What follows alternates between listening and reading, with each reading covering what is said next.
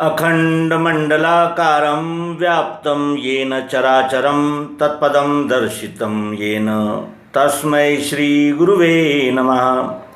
अज्ञानान्धस्य लोकस्य ज्ञानाञ्जनशलाकया चक्षुरुन्मीलितं येन तस्मै श्रीगुरुवे नमः। अध्यात्म विश्व विज्ञान यूट्यूब चैनल पर आप सभी का हार्दिक स्वागत है। आयुर्वेद और एलोपैथी, इनका एक वाद जिसे कहते हैं विवाद, आज सभी अखबारों में गूंज रहा है और ये विवाद अंतर्राष्ट्रीय स्तर तक चल रहा है कि कौन श्रेष्ठ है और कौन कनिष्ठ है। और यहाँ भी विवाद हो रहा है कि कौन उपयुक्त है कौन अनुपयुक्त है। विवाद का एक कारण यह भी है कि कौन सी प्याथी सस्ती है कौन सी प्याथी महंगी है। ये भी एक विवाद का विषय है कि रोग निदान में आयुर्वेद आगे है या एलोपैथी आगे है। इस प्रकार का ये वाद इस समय जोर शोर से चल रहा है। दोनों ओर के समर्थक और विरोधक लगे हुए हैं। कोई एक प्रश्न करता है, दूसरा उत्तर देता है, फिर दूसरा कहता है कि हम कानूनी कार्रवाई करेंगे, तो तीसरा पक्ष कहता है कि आपने बीमारियों को अंधश्रद्धा से कैसे जोड़ दिया। आप ये कैसे कहते हो कि हमारे जो धर्म संस्थापक है वही इस कोरोना नामक महामारी का इलाज करेंगे और कर रहे हैं, और उनकी कृपा जब तक नहीं होगी तब तक महामारी से मानव मुक्त नहीं हो सकता। इस प्रकार हम करें सो अंधश्रद्धा नहीं, दूसरा करे वो अंधश्रद्धा है। इस प्रकार का ये जो डबल क्रॉस व्यवहार हो रहा है, ये देखकर ये यहाँ इस मंच पर ये प्रश्न उपस्थित होता है कि इस विवाद के विषय में अध्यात्म क्या कहता है, अध्यात्म का दृष्टिकोण क्या है। अध्यात्म ये सनातन परंपरा प्राप्त एक विज्ञान है और इस अध्यात्म में अनेक प्रवाह इकट्ठा आते हैं, जैसे प्राणायाम है, तप है, जप है, तीर्थ है, व्रत है, पूजा स्थान है, ग्रंथ है, मत है। अनेक धाराओं का संगम इस अध्यात्म में होता है, इसीलिए इसे सनातन कहते हैं। जब से मनुष्य को ये जागृति हुई कि मैं जीवित हूँ, तब से ही ये अध्यात्म मानव को आकर्षित करता जा रहा है और इसकी उपयोगिता, प्रासंगिकता, आवश्यकता मानव के ध्यान में आने से वो मानव और उसमें अनुसंधान और जिसे कहते हैं खोज में लगा रहा। अध्यात्म सनातन कहते हैं, अध्यात्म को सनातन विद्या कहते हैं। क्यों सनातन विद्या? इसलिए कहते हैं कि जब ये मनुष्य ही इस विश्वरूप परमात्मा के गर्भ में था तब भी अध्यात्म था, और जो बीज में होता है वही वृक्ष बनता है। तब ये बीज में था, क्योंकि जीव सृष्टि है, तो जीव सृष्टि कहते ही फिर वो किन तत्वों से बनी, कैसे उसका विकास हुआ, कैसे अनेक प्रकार की योनियाँ और अनेक प्रकार की खानियाँ निर्माण हुई। इस प्रकार के प्रश्न जहाँ से वो उद्भव होता है वो सनातन विद्या है। और आधुनिक विज्ञान तो केवल चार्ल्स डार्विन और सिगमंड फ्रायड और वो इस प्रकार के जो लोग हुए हैं उन्हीं का गुणगान कर रहे हैं। लेकिन यही वो भारत है जिसने ये सिद्ध कर दिया कि जिस तरह सब में जीव अर्थात जान होती है, उसी तरह वृक्षों में भी होती है।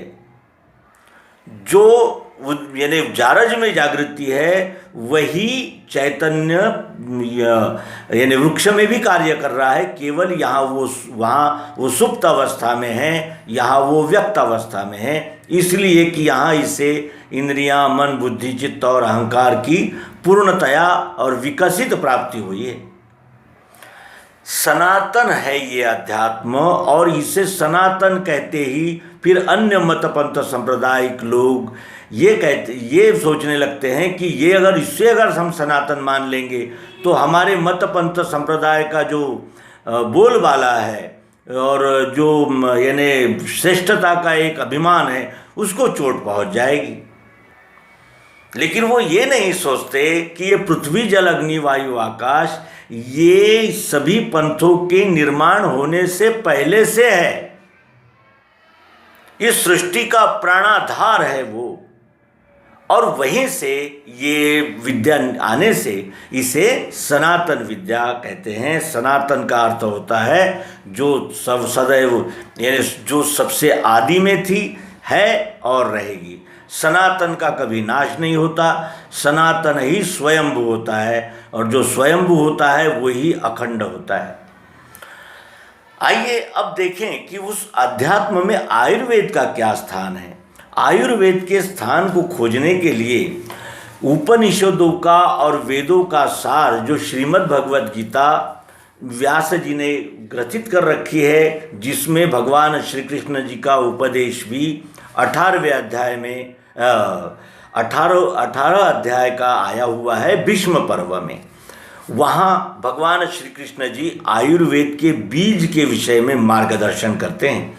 इस विश्व में ऐसा कोई प्रश्न ही नहीं है जिसका उत्तर श्रीमद् भगवद गीता में नहीं है, और इसीलिए अध्यात्म में आयुर्वेद का विषय कहाँ है इसकी जांच परख करते समय हमें अत्यंत यानी जिसे कहते हैं कि आधुनिक पद्धति से संवाद रूप प्राप्त गीता का आश्रय लेकर हम ये जानें कि अध्यात्म में आयुर्वेद का क्या स्थान है।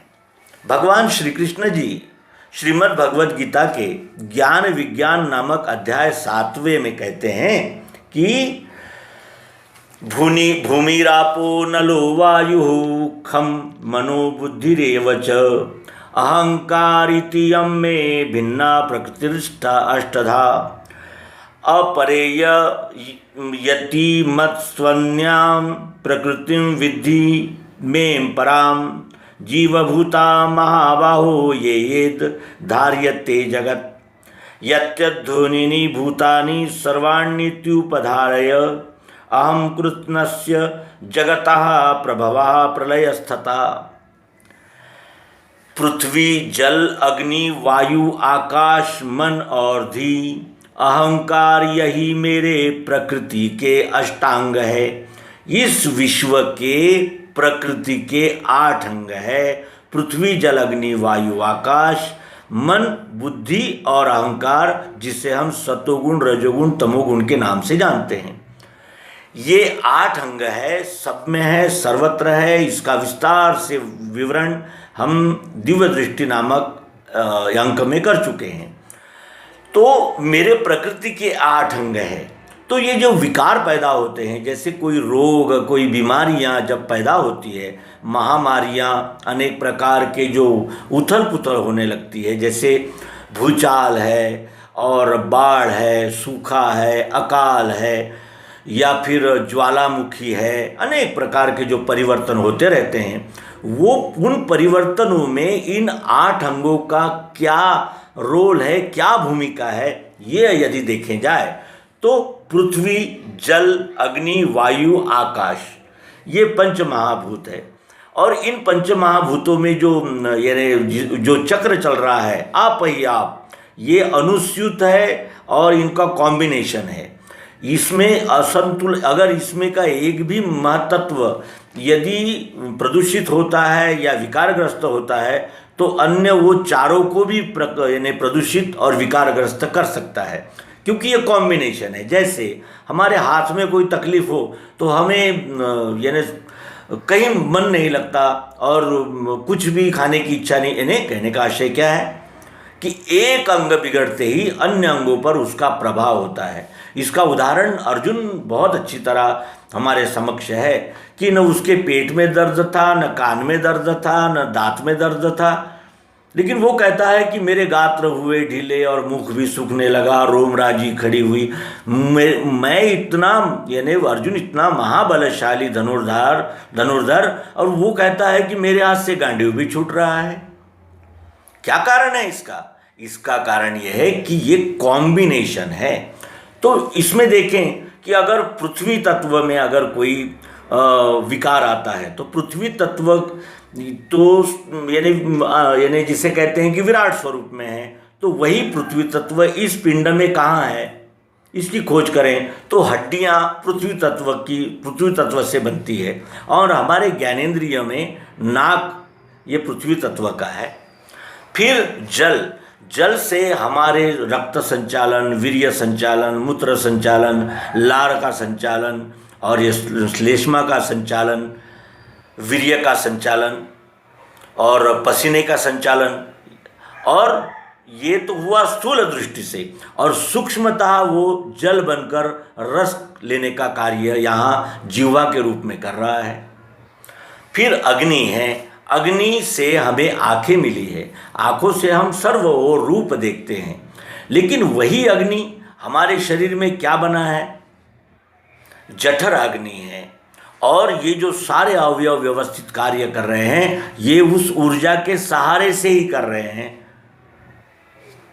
यानी अग्नि का भी इस पिंड धारण में रोल है, भूमिका है। फिर हमारे पास वायु है। वायु तो हमारा प्राण तत्व है, क्योंकि ये जो जारज खानी है इसका मूल स्रोत वायु है।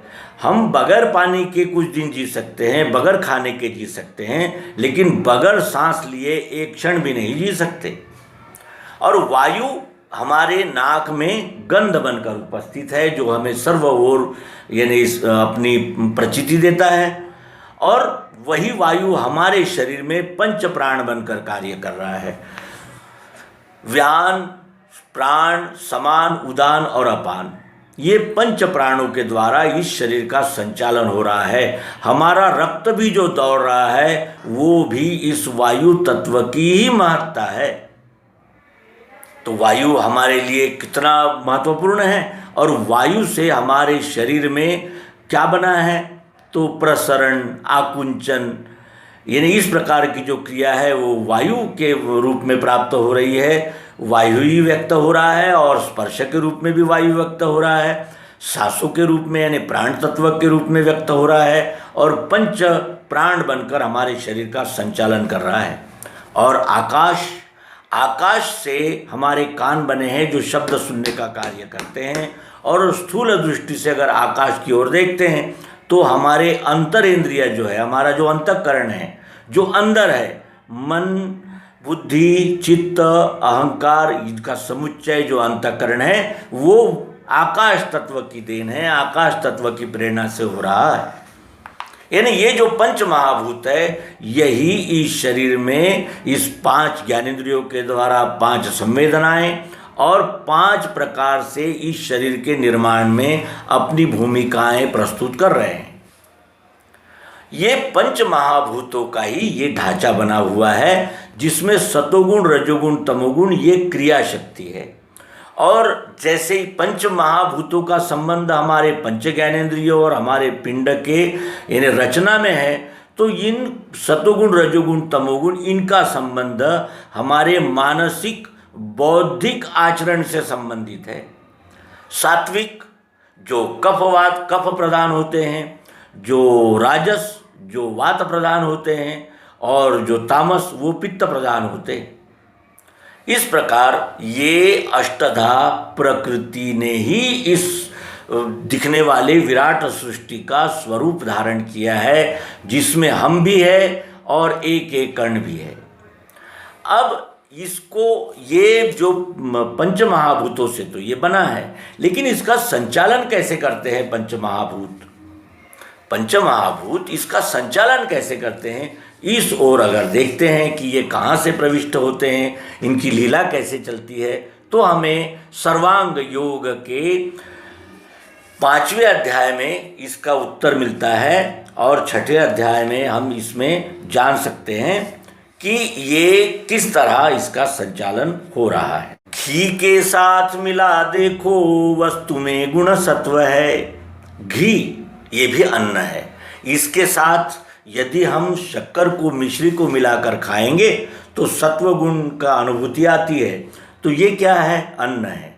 घी क्या है? अन्न है। और इसका कॉम्बिनेशन होने पर जब हम इसको सेवन करते हैं तो कौन से तत्व को यानी कौन से इसको जानते हैं, गुण को जानते हैं?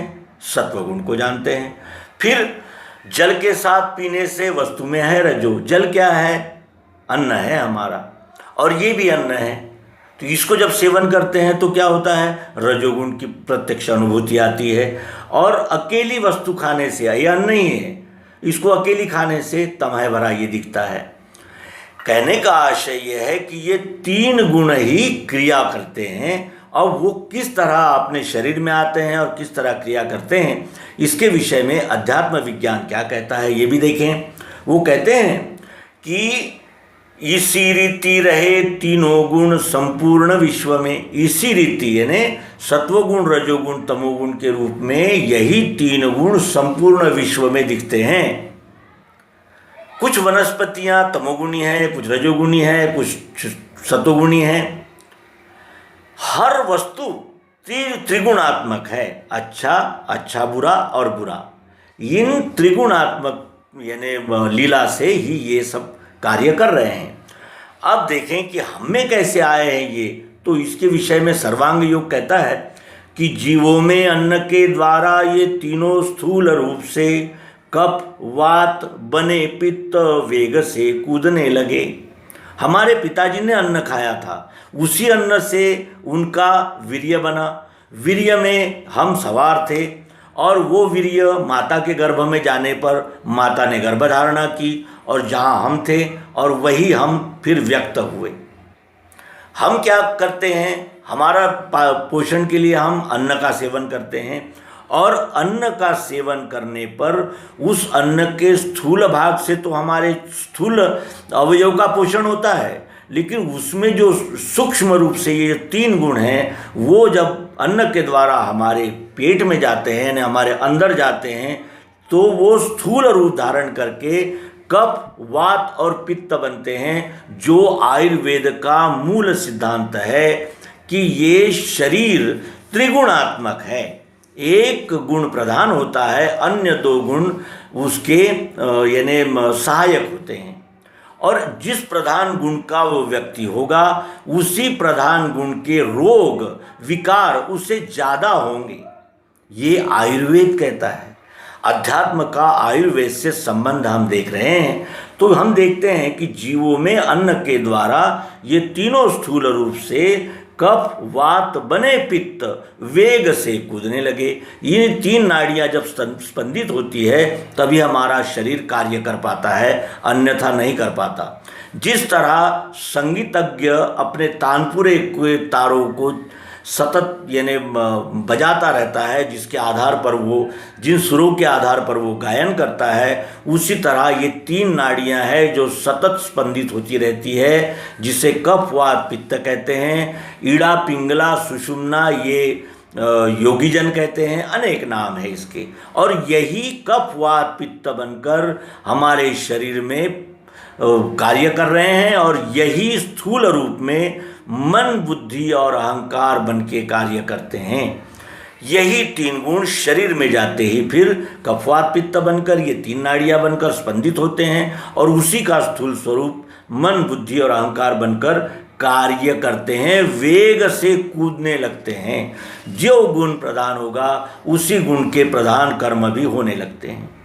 इसी से स्थूलता पाई। अब ये स्थूलता किससे पाई है? सतोगुण रजोगुण तमोगुण जो अन्न के द्वारा हमारे अंदर गए हैं, वही कफवात पित्त बनकर कार्य करते हैं, और वही स्थूल रूप में मन बुद्धि अहंकार बन के कार्य करते हैं। मन बुद्धि और अहंकार बनकर कार्य करते हैं। तो विकार कहाँ कहाँ होते हैं? ज्ञानेंद्रियों में विकार होते हैं, कर्मेंद्रियों में विकार होते हैं, और हमारे अंतरेंद्रिय मन के विकार होते हैं, बुद्धि के विकार होते हैं, अहंकार के विकार होते हैं। जब कफ प्रधान यानी व्यक्ति जब विकारग्रस्त होता है तो उसे कफ प्रधान रोग ज़्यादा होते हैं, जिसमें सर्दी है तो अनेक प्रकार के श्वासों के यानी ये रोग है वो होने लगते हैं। और जो वात प्रधान है उसको कमर दर्द, गठिया और जिसे कहते हैं अनेक प्रकार के रोग होने लगते हैं, और जो तमोगुणी है उसको पित्त प्रधान होने से उसको पित्त के असंतुलन के रोग होने लगते हैं।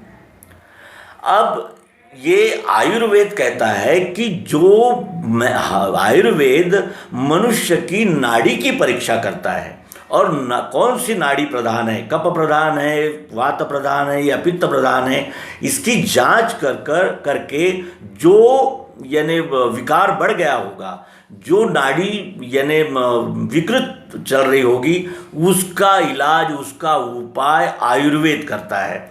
और इसीलिए आयुर्वेद कहता है कि हम व्यक्ति को बीमार ही नहीं पड़ने देते, हम उस व्यक्ति को रोगों से दूर रखते हैं, क्योंकि हम उसके मूल तत्व जो है, जो कफ वात पित्त नामक नाड़ियां हैं, इन नाड़ी की जांच करके दवा देते हैं। अब यदि हम ध्यान से देखें तो ये पूर्वापार चला आ रहा सनातन सिद्धांत अध्यात्म और उसके अंतर्गत शरीर के स्वास्थ्य के प्रति किया हुआ अनुसंधान आयुर्वेद है। अब एलोपैथी की ओर देखें, हमारे आयुर्वेद में ही सुश्रुत, चरक, वात्स्यायन, वाग्भट और अनेक प्रकार के जो ये महान श्रृंखला चली आ रही है, धन्वंतरी, ये जो वैद्य थे, इनका जो अनुसंधान था वो आधुनिक प्रकार के उपकरण और आधुनिक प्रकार का जो अनुसंधान था उसका साथ न मिलने से उन्होंने आए हुए अनुभवों को ग्रंथों में ग्रथित कर रखा है, और उन्हीं ग्रंथों का विस्तार पूर्वक अभ्यास करके और नए नए उपकरणों के सहारे से इस मानव ने क्रांति की। आज वो बड़े से बड़ा ऑपरेशन, बड़े से बड़ी शल्य क्रिया कर सकता है, बड़े से बड़े रोग का इलाज कर सकता है। लेकिन आयुर्वेद और एलोपैथ इसमें जब संघर्ष होने लगता है तो एलोपैथ आयुर्वेद की महत्ता को दरकिनार करने लगता है, और आयुर्वेद का ये सबसे बड़ा आक्षेप है कि एलोपैथी में मूर्ख बनाने की कई दिशाएं उपस्थित है। 1 रुपए की गोली 10 रुपए में बेची जा सकती है, और सभी जगह एलोपैथ उपलब्ध हो ये भी नहीं हो सकता, लेकिन आयुर्वेद हर जगह उपस्थित होता है। आज हम देखते हैं कि काली मिरी, जीरा, अजवाइन, लहसुन, अदरक, इनका प्रयोग, दालचीनी, तुलसी, इनका प्रयोग काढ़े के रूप में हो रहा है, और वो सत्य में इम्यूनिटी बढ़ा रहा है। नहीं तो इम्यूनिटी बढ़ाने के लिए तो हमारे टूथपेस्ट में नमक होता है जिसका कोई पता नहीं होता, और किसी बिस्किट में काजू होते हैं जो ढूंढने पर भी नहीं मिलते। मार्केटिंग का सहारा लेकर और अनेक प्रकार की टेस्ट और अनेक प्रकार के जांच के दिशा में मोड़कर हमारा अधिक से अधिक शोषण एलोपैथी में हो रहा है, ऐसा आयुर्वेद का आक्षेप है। और एलोपैथी का आक्षेप है कि जड़ी बूटियां और वनस्पतियों के फेर में पड़कर ही वो रोगी गंभीर स्वरूप धारण कर लेता है, और फिर वो गंभीर हुआ व्यक्ति जिसे हम निरोग करने के यानी प्रयास में अत्यंत परेशान हो जाती है एलोपैथी, और फिर वो महंगे से महंगा इंजेक्शन और महंगी से महंगे दवाइयाँ और महंगे से महंगी शस्त्रक्रियाएँ होती हैं। इस प्रकार का ये वाद है। अब हमारी भूमिका केवल अध्यात्म को आयुर्वेद की दृष्टि से प्रस्तुत करने की ही थी, इसलिए इस अंक को यहीं विराम देते हैं, और आपके प्रतिक्रियाओं का हमें इंतज़ार रहेगा, हमें प्रतीक्षा रहेगी आपके मत और मार्गदर्शन की। धन्यवाद। नर्मदे।